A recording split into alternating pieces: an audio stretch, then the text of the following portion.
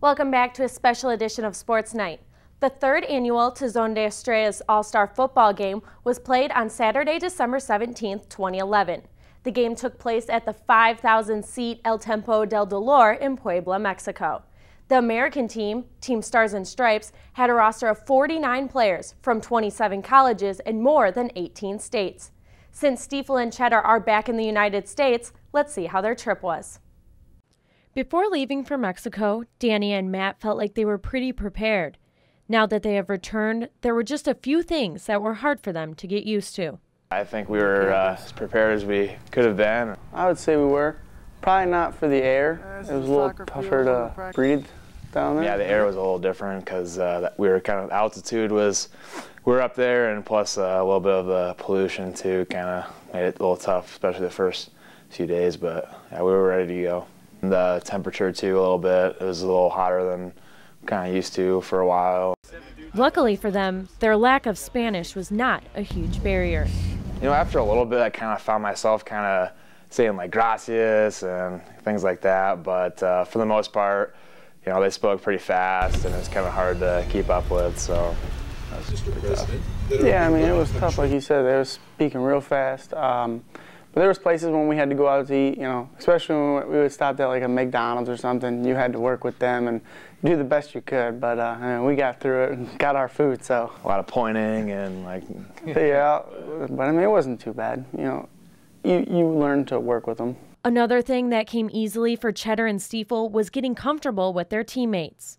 We came in, you know, got to meet a lot of the guys right when we got off the airport or off the plane into the airport, you know, talked with them, tried getting comfortable with them as, you know, we're going on. But the more we talked to them, the more comfortable we were, you know, just doing things with them. And then when we got onto the field, it was even, you know, easier because you already knew some of them beforehand, and then you just, you know, went and did your thing. I tried getting to know more people before practice, so you just go out there and do your thing without going out there and not knowing anybody and just, oh, hey, all right, go there. Like, but yeah, it wasn't too bad. Stiefel had to get comfortable with his receivers, but for Tschetter, for me anyways, I thought it was kind of easier just because everything we did was pretty simple, and it's just you do it, you know, you do it like this, and it's pretty easy for, I mean, I know on defense anyways, you just, you know, kind of draw it up and that's how you do it, so that's pretty easy. But.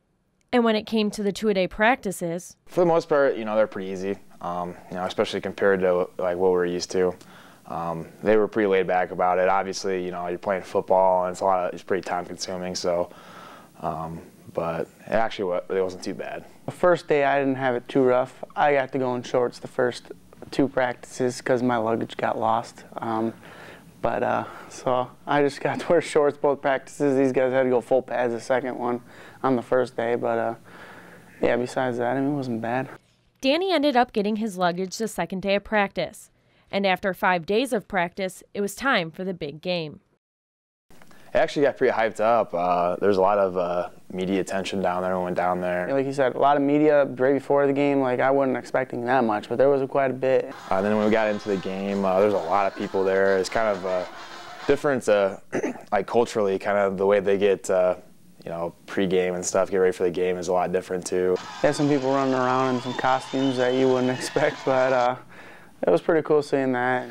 Yeah, they had a lot of people ended up showing up for the game, and you know, it was kind of a little bit of an advantage for them just because there's so many people rooting for them, and there's, you know, like 40, you know, people from the United States there. So it was just packed house with their people, and we had whatever, like you said, 40 people or something like that, a few of the parents, and kind of just try to ignore all their talking about to us and everything, but just running out.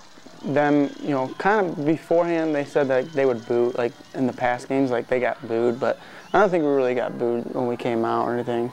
Yeah, it was definitely pretty fun to kind of experience that.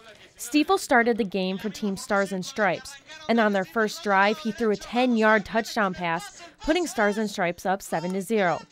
Unfortunately for Stiefel, with the American team up 14-7 towards the end of the first, he threw an interception.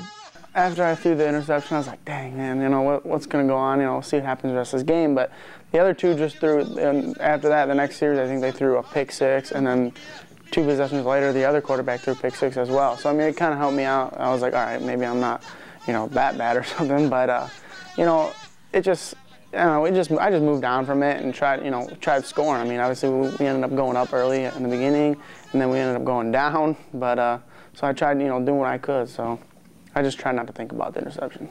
At halftime, Mexico led Team Stars and Stripes 31-14. In the fourth quarter, Stiefel threw another touchdown pass, this time 24 yards.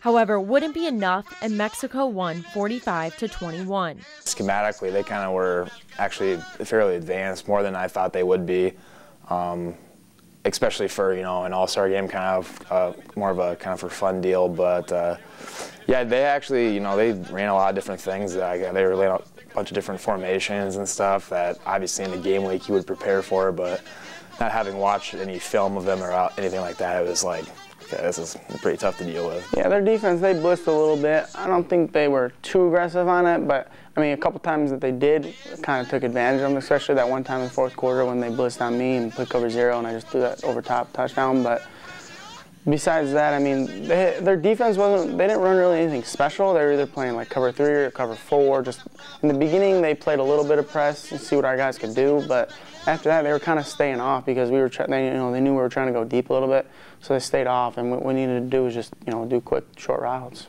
As far as like technique and stuff like that goes, I think they still have a little ways to go. But they had some pretty good coaches. I know their coaches are from America, so they're were teaching them a lot of the, I guess scheme-wise and stuff like that. Some things that work pretty well, and. Obviously, they, kind of played together a little bit more than we have, which was a big thing, which is a lot of really, what successful teams are able to do are guys that play with each other a lot. I don't think they were better, to tell you the truth. They had a few, decent players like we do as well. But I think on the offensive side, I can't speak for the defense, but we pretty much the coach was just rotating the quarterbacks every 2 series, so he was trying to get everybody in. So I mean, I don't know exactly how it was working. And then for the receivers on the offense, we only had 6 of them, so they got a lot of playing time. They were rotating the whole time, and then like 2 running backs or something like that. But I don't know. I feel like on the offensive side, we didn't really try to score more, put the guys in that should have been in. I don't know. It's just my thing. Overall, Stiefel went 8 for 12 for 121 yards and 2 touchdowns.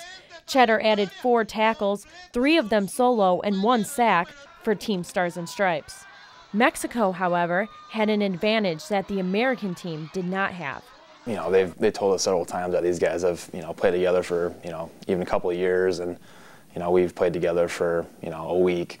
So I mean, we were all good players. The rotation and stuff wasn't a problem at all. It was just they kind of were a lot more familiar with each other than probably what we were. And then what I noticed on their team is their offense was one whole team, and their defense was one whole team from their teams in Mexico. So they kind of all played together before. And as far as playing time went, I actually got, a decent amount of playing time, but I was expecting more. Coaches said, we're going to play the first half, everyone's going to get to play, and then the second half we'll see how the game goes and we'll go from there. But it didn't. We just stayed the same, and we went 2 possessions and rotated every 2. So, I wish I got a little more time, but that's what happens. It's an all-star game. Yeah, definitely. I definitely expected to be in quite a bit, and definitely was in quite a bit. Got a lot of reps. We rotated quite a bit, so that was pretty awesome, I guess. That was exactly what I thought it would be. Before the game, Stiefel was named as a player to watch, and he also received the honor of being named a captain. The honors continued for him after the game when his teammates and coaches named him MVP. It was pretty cool. Being the MVP of the game with a lot of great players is, an honor. I got lucky and had a pretty decent game and worked out. But, there's a lot of guys that deserved the award as well. But, the coaches picked me for it. So, I just, thank them and all the players. I especially thank them for being able to give me an opportunity. So it was nice. Playing on the same team as some Iowa Conference opponents was not a problem for Stiefel and Tschetter. As a matter of fact, the Central guys, and I actually became pretty close to them because a lot of them, a few of them were on offense. I think there was like 3 or something and 3 on defense or something like that. But I became real close to the receiver and the fullback. They were real cool guys. just because I was with them all the time at practice and everything. And yeah, it was just, I mean, it wasn't bad. I mean, I liked it. It was cool to get to know the guys from the Iowa Conference as well. We're all pretty much kind of the same guy, and, you know, it was, you know, we got along really well and didn't take long to, you know, meet those guys. So it was definitely kind of pretty cool thing. Of course, some rivalries did come up. I actually talked some crap about the Central game. One night, we were just talking, whatever, and the fullback, Preston for Central, he's the one that dropped the last pass in the end zone. So I gave him a little crap about that, and he's like, I knew you were going to bring that up. No, yeah, it definitely is kind of just some kind of a little bit of joking, which you kind of have to. It's pretty fun to bring that kind of stuff up, but no, it was all in pretty good fun. So Once rivals, but now friends, at least on Facebook and Twitter. You know, it's pretty cool kind of getting back, and also everybody's adding each other on Facebook and kind of keep in touch that way too. So yeah, it's pretty cool. Yeah, I actually talked to Jeremy Sneed from Central. I've, you know, tweeted at him. He's, you know, texted me a few times. But I think we're actually all planning on sometime during the semester is meeting up somewhere in like Iowa City or something. Matt and Danny did not spend all of their time in Mexico playing football. They had the opportunity to go sightseeing as well. There's a lot of pretty organized stuff, especially when we toured around. Let's see, the first day we kind of went around and not necessarily Puebla, but kind of the suburb of that area. We went around and saw a bunch of cathedrals and churches and old stuff like that. And here's church number 2 inside the city of Puebla.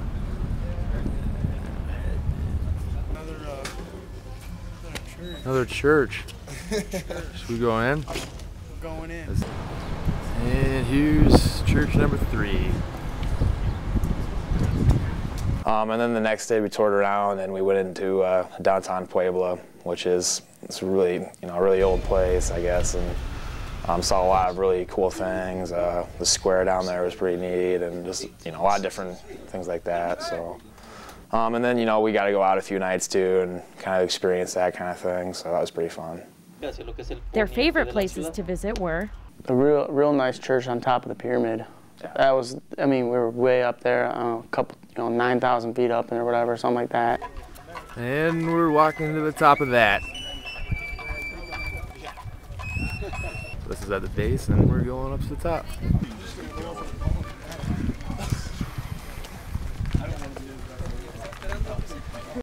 All right, we're about the halfway point up this thing. Got a pretty good view of the mountains.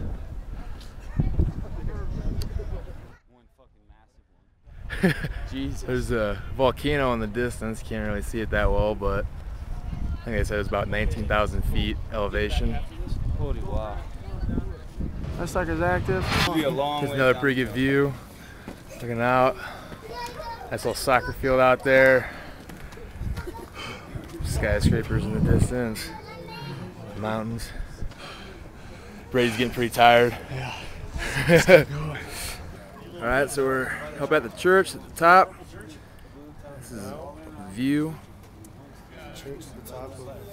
Just being able to see throughout Puebla, the whole area, you could just see for miles and stuff. And it was a good like view of the volcano that was going on, and it was just real nice. I mean, just the structure of everything that had going on with it is just real nice. This place is crazy. Tell you what, this city is compacted like crazy. It's I don't even know what to say. Yeah, it's pretty nuts. Like, look how big it is. Yeah. This is huge. This is absolutely huge. One of the highest points in this area. Yep. And it's just, oh my gosh. House is all up on the mountain. This place is huge. It's, you can see for miles, dude. Yep. Look, it just goes way all the way. Like the city goes all the way up to the mountain. Yeah. Like halfway up the mountain. Here's the church that's on top of this giant hill. You guys are up there? And this is inside the church.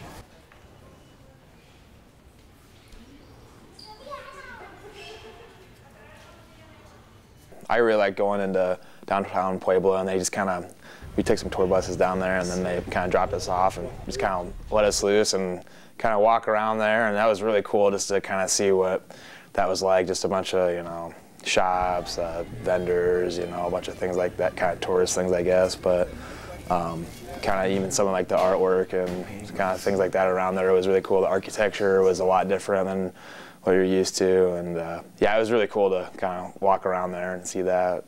The culture was a little different than they expected as well. It's definitely a lot different place than, you know, Waverly, Iowa, that's for sure. You know, everything's really packed in together really tight. It's like you said, it was just so compact. It's different. I mean, and it was especially different when you see the police just walk around with, you know, rifles, just machine guns, and just like, wow. You know, for the most part, everybody's pretty friendly, actually. If you didn't really speak Spanish, usually there was somebody there that was kind of trying to help you out if you weren't for sure. You know, maybe they were ripping us off. I wouldn't really be able to tell you, but. Yeah, I mean, everyone was really nice, like you said. I mean, you didn't really have a problem.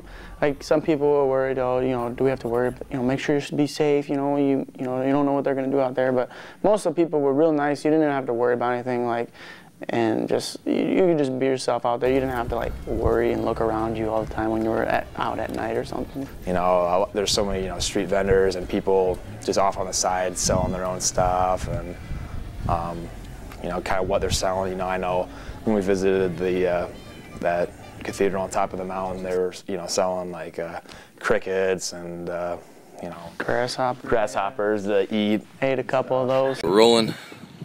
Cheers out. Here we go. Yeah, crunch. What do you think? It's not that good. I don't like it. So, how did Danny like the taste of grasshoppers? It was really salty. It was really salty. I didn't like it very much, but whatever. Yeah, knock it off the list. Stiefel and Tschetter had a great time, and they both know this was an experience they will never forget. Just being there, I mean, it's just a lifetime experience. Like, you never know if this is going to happen again. Like, who knows if we'll ever go to Mexico again, especially even Puebla, Mexico. Like, I mean, I never even heard of that, obviously, beforehand, but it's just an opportunity of a lifetime going there and seeing the different cultures and everything, what they do and how things are taught there and everything. It's just awesome being able to know how things are done in a different part of the world. But yeah, I'll always remember that. You know, the football part and stuff was all fun, but you know, definitely just kind of, you know, breaking out of our shell a little bit and going out and seeing those kinds of things was definitely really cool and something I'll definitely remember for a long time. And overall, just going out at night from practice, doing 2 days, and you know, during the week, and then that game on Saturday, playing in front of a few thousand fans, especially pretty much all their fans. But it was an experience, especially after the game. I mean, all the Mexicans wanted pictures with us. It was kind of cool. We lost, and they still all wanted pictures with us. But yeah, it's something I'll never forget. Not too many words can put it all together in one. We just everything we did and came together to do.